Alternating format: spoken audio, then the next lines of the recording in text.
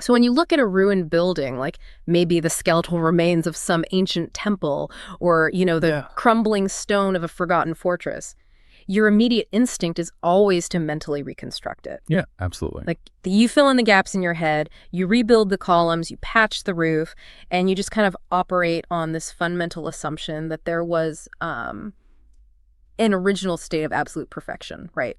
Before time and weather and history just broke the structure down. Right, because the human mind is relentlessly biased toward origins. Yeah. We just naturally assume the whole has to precede the fragment. Exactly. Like the pristine version must come before the corrupted version. But consider the possibility that the architect actually designed the structure as a ruin from the very beginning. Which is a wild thought. Right. Like, what if the cracks, the missing pieces, the erosion, what if all of that wasn't an accident or, the tragic consequence of time? What if that was the foundational blueprint? Mm-hmm. What if the structural integrity of the building entirely depends on the fact that it is fundamentally fractured? And see, that proposition fundamentally destabilizes our entire understanding of origin, of structure, and of decay. Yeah. It demands that we accept that what we normally categorize as damage or loss is actually the generative condition for the structure to exist at all. Right. And today, we are applying this totally destabilizing framework to the core mechanics of human communication, thought, and even the internal architecture of consciousness itself. Which sounds intimidating, I know. But to everyone listening, welcome to the Deep Dive. Today we're taking on Jacques Derrida's monumental work of Grammatology. Specifically, we're looking at the 40th anniversary edition, which was translated by Gayatri Chakravorty Spivak, and it features this incredible introduction by Judith Butler. It really is incredible. And, my goal today is just to be the fellow student here. We're going to break down these massively abstract ideas into manageable aha moments. Sounds like a plan. Because Butler actually initiates this exact destabilization we were just talking about by framing the act of translation itself. Like she says, translation isn't just a mechanical transfer of meaning, but it's actually a kind of mourning process. Yeah, she argues we shouldn't lament that translating Derrida from French into English somehow ruins the purity of the original text. Right. Because every text is already a ruin from the exact moment it is conceived. The pristine original just never existed. Okay, let's unpack this, because that is a huge claim. Why does Western philosophy traditionally favor the spoken word over the written word? Why is there this hierarchy in the first place? Well, Butler's framing there is the perfect entry point into Derrida's broader project, which really is the systemic dismantling of Western philosophy's most cherished hierarchy. Okay. Because for over 2 millennia, going all the way back from Aristotle through the Enlightenment with thinkers like Rousseau, and then deep into the structural linguistics of Ferdinand de Saussure. That's a lot of heavy hitters. Right. There's been this relentless privileging of the spoken word over the written word. Speech is treated as the pure, unmediated presence of truth, while writing is treated as this derivative, corrupting, secondary technology. Which honestly feels deeply intuitive to me. If I have a live conversation with you right now, my voice is animated by my physical presence. Right. It's my breath, my immediate consciousness. My intent is totally synchronized with the sound leaving my mouth. Exactly. And if you misunderstand me, I am right here to correct you in real time. Yeah, you have control over it. But if I send you a text message, it's just this cold representation. It's entirely severed from me. It's like an orphaned apparatus, right? It can be taken out of context, manipulated, forwarded to someone else without my permission. Oh, absolutely. So isn't traditional philosophy just stating an obvious, practical truth? It is entirely practical on the surface, which is precisely why it is such an effective mechanism of control. Oh, interesting. Yeah. Derrida labels this pervasive centering of the voice as Phonocentrism. And that is actually a subset of a much larger, more insidious metaphysical framework that he calls Logocentrism. Logocentrism, okay. Right. And Logocentrism isn't just about preferring chatting over texting. You know? Right. It is the fundamental belief that meaning, truth, and rationality can be perfectly present and self-contained in a single moment of articulation. Gotcha. So the philosophical tradition links this directly to something called ontotheology, right? Exactly. The fusion of ontology, which is the study of being and theology. Because if you think about it, the divine origin of the universe is almost universally depicted as a spoken command. Let there be light. Exactly, let there be light. Reality itself is birthed through the vibrations of a divine voice. So human speech, by extension, kind of borrows this holy, life-giving aura. Yeah, the voice is spirit making itself manifest. Right.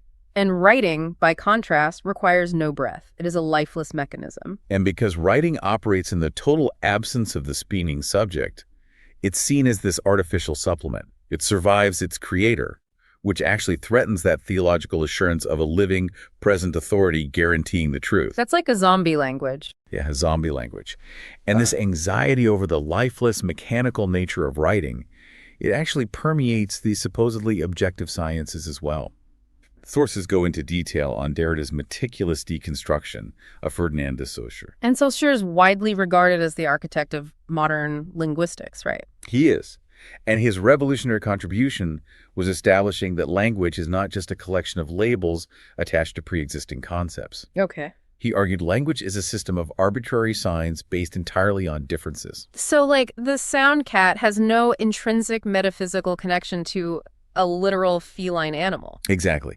It only functions as a signifier because it is phonetically and conceptually distinct from, say, bat or mat. Right. Meaning is generated by the network of differences between the words, not by any positive standalone essence in the word itself. Which makes sense. That's the core of structural linguistics. Yet the text shows that Derrida exposes this staggering contradiction in Saussure's work. It's a massive blind spot. Because despite acknowledging that language operates purely through these abstract differences, a mechanism that doesn't inherently require sound at all, Saussure still harbored this pathological hatred for writing. Oh, he despised it. Yeah. He described writing as a tyranny and a monstrosity. A monstrosity. Yeah, he was absolutely furious about phenomena like phonetic drift. Which is when the spelling of a word eventually alters how people actually pronounce it, right? Right. Saussure views speech as the pristine natural inside of the linguistic system. And writing is this diseased artificial outside that's trying to infiltrate and corrupt the host. So he essentially wants to quarantine writing to preserve the purity of spoken linguistics. Exactly. But if his own theory states that language is merely an abstract system of differential relationships, then the physical medium, whether it is acoustic vibration in the air or ink on a page, should be entirely secondary. It shouldn't matter. Right. So Saussure recognized the differential nature of language, but he just couldn't let go of that onto theological comfort of the voice. He couldn't do it. He wanted the system of differences to be anchored by the actual presence of a speaking subject. So we've established the traditional inside, which is pure speech, and the outside, which is corrupted writing. How does Derrida collapse this boundary? Well, Derrida zeroes in on this exact friction. And importantly, he doesn't simply invert the hierarchy to claim writing is somehow superior to speech. Because that would just establish a new dogmatic center. Exactly. Instead, Derrida demonstrates that the very qualities Saussure and others fear about writing, the absence of the speaker, the mechanical repeatability, the spatial gaps between marks, the lack of an absolute origin, those are actually the fundamental preconditions for speech to exist at all. Wait, really? So the zombie qualities, the written word, that mechanical, orphaned, context-shifting nature of text, those are already operating inside the living voice? Yes. Because for speech to function as a system of differences, like Saussure said it does, there must be intervals. Oh, I see. There must be gaps between the phonemes, pauses between the words, syntax dividing the thoughts. If a voice lacked all spatial and temporal division, it wouldn't be language. It would just be a singular, uninterrupted, meaningless wail. Exactly. Therefore, the spatiality and distance that define writing are actually structural necessities for the spoken word. Wow. And Derrida coins the term arche-writing to describe this universal condition. Arche-writing. Right. Arche-writing is the foundational grid of differences and delays that precedes and enables both speech and physical writing. There is no pure, unmediated presence in speech. Speech is already structured like a text. Okay, here's where it gets really interesting for me. The most brilliant encapsulation of this whole mechanism is Derrida's invention of the term difference. Oh, it's genius. Because the word itself is a deliberate graphic intervention. He takes the French word for difference with an E, and he alters the spelling to feature an A instead. Right. And when you speak it aloud in French, difference and difference are phonetically indistinguishable. They sound exactly the same. So the voice completely fails to capture the distinction. You can only notice the difference if you read it. Exactly. The conceptual shift is only accessible visually through the written mark. It is a performative refutation of phonocentrism. That is so clever. And the term itself does incredibly heavy lifting.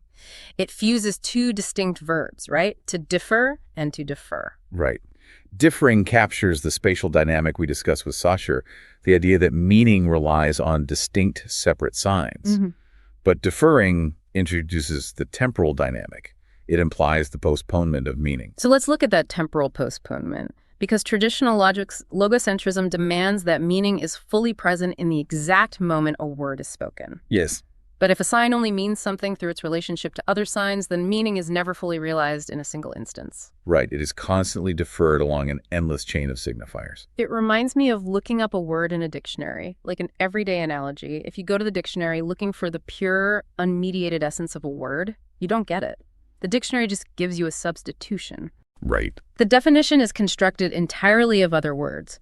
So to fully grasp the initial definition, you have to look up the definitions of those new words. Which route you to further words. Infinitely. You are trapped in a labyrinth of referrals. You never actually arrive at a pure, naked meaning outside of language. You don't. Meaning is always an effect generated by the perpetual deferral of arrival. And this perpetual deferral completely shatters the illusion that consciousness possesses total mastery over its own expressions. Oh, so? Well, when you speak, you are deploying a historical network of signs that were established long before your birth. Sorry, I didn't invent English. Exactly. And they will persist long after you are gone. So your immediate presence, your intention in that moment, is highly mediated by an ancient structural delay. Okay, so if we accept this, it necessitates an entirely new framework for understanding causality and origin, which the sources say Derrida addresses through the concept of the trace. The trace, yes. The text insists that there is nothing outside the trace, positioning it as the origin of the origin. But playing the student here, if something leaves a trace, doesn't that mean something original had to be there first to leave it?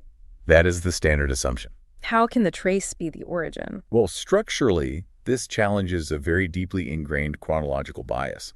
The standard assumption is linear, like you said. A present object exists, it moves, and it leaves a mark. The origin precedes the aftermath. Right, like a footprint on a beach. If we find a footprint in the sand, standard logic dictates that a literal foot had to be physically present at a specific point in the past to press into the earth. Right. The footprint is just a secondary artifact. It's a recording of a prior presence. But Derrida argues that in the realm of signification in language, this causality operates in reverse. In reverse? Yes. The concept of the past, the idea of an original presence, is actually a retroactive illusion generated entirely by the current signifier. We only ever have access to the footprint. In language, it's as if the footprint itself constructs the theoretical framework of the foot. Okay, let me wrap my head around this. The aftermath creates the origin. We encounter a sign, a word, a text, a memory, and because the sign lacks full presence, it points to something else. Yes. We interpret that pointing as evidence of a pure origin that must have existed before, but that before is actually an architectural projection of the present mark. Precisely. The trace functions as a bridge because it actively generates the very shores it connects. That is mind-bending. It is. It simultaneously invents the idea of an absolute origin while structurally guaranteeing that we can never access it. Because the origin is merely a conceptual byproduct of the trace itself. So if there is no pure origin and meaning is just this endlessly deferred chain, what happens to the concept of a book? Because a book is supposed to have a definitive beginning, middle, and end. Well, this is exactly what Derrida means when he proclaims the end of the book and the beginning of writing. Okay, break that down for me. The concept of the book serves as the ultimate logocentric fantasy. A book is an enclosed totality. Like you said, it has a definitive beginning, an authoritative middle, and a final, conclusive end. Right, it's neatly bounded. And it is overseen by the sovereign intent of an author. The book operates on the assumption that knowledge can be contained, categorized, and mastered within finite boundaries. But Derrida is saying that's an illusion. Yes. The epoch of the book is defined by the search for what he calls a transcendental signified. A transcendental signified. Right. This refers to a master concept, whether it is God, absolute truth, human nature, or reason, that supposedly exists outside the system of linguistic differences. Oh, I see. It's like the ultimate anchor. Exactly. It's the anchor that stops the endless deferral of the dictionary we talked about. It is the final word that requires no further definition. But the mechanics of difference and the trace prove that no such anchor can exist. Every concept, even the most revered theological or philosophical master terms, they're all caught in the web of textual differences. They're all just traces pointing to other traces. So the enclosed totality of the book is replaced by the unbounded infinite play of writing. Right. And ending the book doesn't mean people will stop printing physical books. It signifies the end of a philosophical epoch. Writing, in Derrida's broad sense of arche-writing, represents this active, endless network of relations. It really makes me think of the architecture of the internet, like a highly functional parallel here. Oh, definitely. Because the epoch of the book is like a printed encyclopedia. It's authoritative, closed, finite. But the beginning of writing is like the infinite, sprawling, authorless web of hyperlinks on the internet. That's a great analogy. Like every click leads to another node, Yeah. and there is no final last page. You never reach the end of a Wikipedia. Every article is a junction of traces pointing outward to a sprawling, infinitely expanding web of context. Exactly. You do not master the network, you just navigate its deferrals. Right.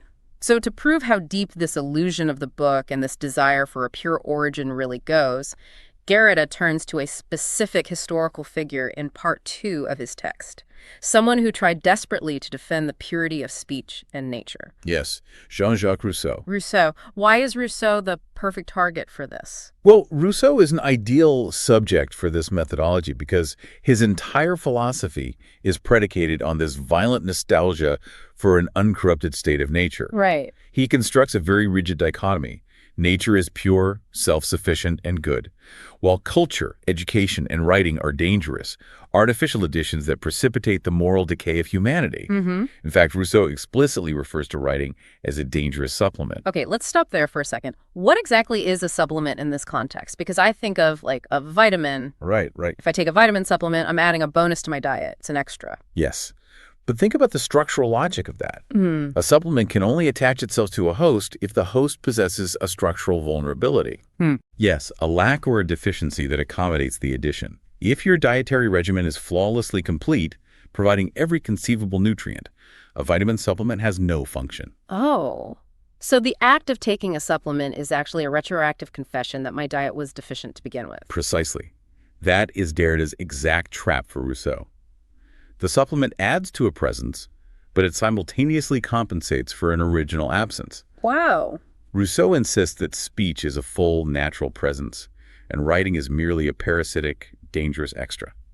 But Derrida points out that if speech requires writing to preserve it, or transmit it, or clarify it across time and space. Then speech was never fully present or self-sufficient from the beginning. Exactly. It was never complete. The danger of the supplement is not that it corrupts the origin from the outside. The danger is that it reveals the origin was always already compromised from the inside. That is brilliant. And the sources highlight a very specific vulnerability in Rousseau's text regarding this, right? The economy of pity. Yes, the economy of pity.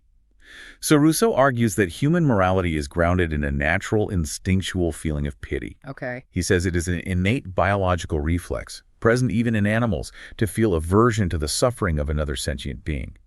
And for him, this represents the pure, natural origin of ethics. But there's a mechanical problem there. A huge one. Rousseau acknowledges that for this dormant instinct of pity to actually be activated toward a specific individual, it requires the intervention of imagination. Imagination. Right. You have to be able to mentally project yourself into the position of the sufferer and have to imagine their pain. But wait, in Rousseau's own taxonomy, imagination isn't a natural instinct. No, it is not. It's an advanced, unnatural, cultural faculty. It's the very mechanism that he says pulls humanity away from nature and toward artificiality. Exactly. Rousseau completely traps himself. Yeah. The purely natural origin of morality pity is completely dependent on an unnatural supplement imagination to even function. So the natural origin is produced by the unnatural supplement. The supplement is operating at the origin. Right. The boundary between the pristine inside and the corrupt outside just collapses under the weight of Rousseau's own analytical descriptions. He writes this exhaustive defense of nature, yet the mechanical details of his own argument constantly testify to the necessity of the supplement. And this tension escalates dramatically when Derrida turns to Rousseau's essay on the origin of languages. Let's talk about that essay, because Rousseau attempts to chart this speculative anthropological history of how human communication evolved, right? He does, Yeah. and it is a deeply romanticized narrative. Right. Rousseau theorizes that language originated in the warm, abundant climates of the South. The South, okay. Right. Yeah. And in this idyllic setting, survival was easy. So the first human utterances were not utilitarian command. They were passionate, melodic expressions of love and desire exchanged around communal water wells. That sounds lovely. It does. He claims this original language was essentially a cry of nature. It was musical, continuous, and dominated by sonorous vowels. So it's an origin story built entirely on the fantasy of pure, unarticulated presence, just a continuous flow of emotion without any division. Exactly.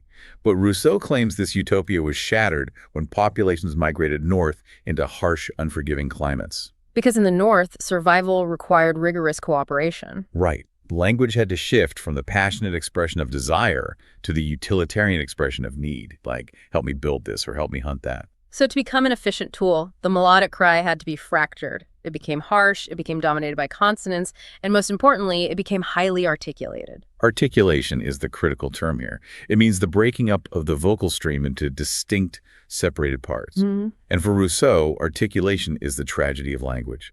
The introduction of gaps, differences, and sharp consonants killed the musical continuity of the Southern cry. And articulated language eventually rigidifies into writing, which completes the degeneration of human communication. That's Rousseau's argument, yes. He frames articulation as the disease that killed the cure origin. But Derrida meticulously unpacks this, doesn't he? Oh, he completely deconstructs it. Because Derrida points out the linguistic reality that Rousseau is desperately trying to ignore. Which is? That without articulation, without the spatial and temporal gaps separating one sound from another, there's no semantic meaning. Right. A continuous, unbroken vowel sound is not a language. It is simply a noise, an animal cry. Right, because if there are no differences between sounds, you cannot construct a signifier. Exactly. The very mechanism that Rousseau blames for the destruction of language, the articulation, is the absolute foundational prerequisite for language to exist at all. The disease is actually the architectural blueprint. Wow. If the Southern cry was truly unarticulated, it possessed no meaning. The exact moment it gained meaning, it was already articulated, already divided, already functioning as arche-writing. It's so ironic. Rousseau is literally using the tool of articulated language to write an essay condemning articulated language. It's the ultimate paradox. He wants to find this zero-degree starting point of pure passion, but his own text proves that degeneration and difference had to be there from the very first word. And that is why Rousseau's essay is a masterclass in a text deconstructing itself. Deconstructing itself. Right, because deconstruction is not some external attack applied by a hostile reader. It is the practice of demonstrating how a text's internal structural logic actively undermines its own declared intent. I love that. Rousseau intends to condemn articulation, the supplement, and writing, but his own meticulous descriptions of how human systems function constantly prove the foundational necessity of those exact concepts. The text ruins its own logocentric claims. It does. Which really changes everything about how we read. I mean, if we take this seriously, the reader is no longer just a passive receptacle attempting to divine the sovereign intent of the author. Not at all. Because if the text operates on structural networks of difference that exceed the author's control, then reading becomes an active investigation. We don't just read what the author intended to say. We read the gaps, the margins, and the underlying structures that the author couldn't control. Yes, it requires a rigorous vigilance against any claim of pure presence or unmediated origin. Mm-hmm. When a political ideology or a historical narrative or a philosophical system claims to speak from a place of absolute unquestionable authority, when it claims to be a direct reflection of nature or truth deconstruction, provides the tools to map the structural gaps and exclusions that actually construct that illusion of authority. Right. It reveals that the foundations of authority are textual. They rely on the play of traces. And because they are textual, they are always open to reinterpretation, recontextualization, and challenge. Exactly. The closure of the book is a myth designed to enforce a specific order. The infinite play of writing is an inherent destabilization of that order. You know, it's funny because we've moved from the simple belief that our spoken words are our pure, unmediated thoughts to understanding that our thoughts are already structured like a text full of gaps, deferrals, and traces of what is absent. And while some people might find that loss of a transcendental signified disorienting or even a little sad, it is ultimately an expansion of intellectual responsibility. How do you mean? Well, recognizing this isn't a reason for despair, it's an invitation to critical reading. We are no longer bound by the illusion of a closed system. We are responsible for navigating the traces and understanding the mechanics of how meaning is perpetually constructed and deferred. It teaches us to question the naturalness of anything presented to us as a pure, unquestionable origin. And to look for the supplements that are secretly holding that truth up. Exactly. Which brings me to a final thought for everyone listening to mull over. Because we've talked about grand philosophical systems and the origin of human language. But consider the implications of this for the most intimate space of all, your own internal monologue. Oh, that's a great point. Because we all operate under the intense assumption that the voice inside our head is the absolute core of our sovereign presence. It feels like the unmediated, pure essence of who we are happening in real time. Right. It is the ultimate logocentric sanctuary. But if Derrida's analysis holds, that internal voice is already a form of writing. It is. It is structured by syntax, by gaps, by the deferral of meaning. It relies entirely on a vast historical network of signifiers that were invented by dead people you've never met and imposed upon you by your culture. Your innermost thoughts are constructed from traces of the outside world. The architectural blueprint of your consciousness is basically an ancient, orphaned text.